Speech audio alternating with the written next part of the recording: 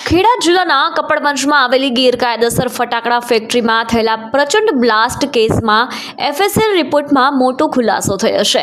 ફેક્ટરીના ઘટનાસ્થળેથી લેવાયેલા નમૂનાઓની તપાસ દરમિયાન પોટેશિયમ નાઇટ્રેટ, સેલ્યુલોઝ નાઇટ્રેટ અને ઇથાઇલ એસિટિક જેવા અત્યંત જોખમી કેમિકલ્સની હાજરી હોવાની પુષ્ટિ થઈ છે, જે ભારે વિસ્ફોટકો બનાવવામાં ઉપયોગમાં લેવાય છે. હાલ અન્ય કેમિકલ્સની તપાસ ચાલી રહી છે અને અંતિમ રિપોર્ટ આવ્યા બાદ વધુ વિગતો સ્પષ્ટ થશે. આ હાઈ પ્રોફાઇલ કેસની તપાસ હવે ખેડા એસઓજી ચલાવી રહી છે, જેણે ઈજાગ્રસ્તો અને બચી ગયેલા કર્મચારીઓની સઘન પૂછપરછ શરૂ કરી છે. બીજી તરફ ફેક્ટરીનો સંચાલક અને મુખ્ય આરોપી મિતુલ પટેલ હજુ પણ પોલીસની પકડથી દૂર છે. એસઓજીની ટીમે આરોપીના અમદાવાદના ઈસનપુર સ્થિત નિવાસસ્થાને દરોડા પાડ્યા હતા, જ્યાં માત્ર તેના માતા હાજર મળી આવ્યા.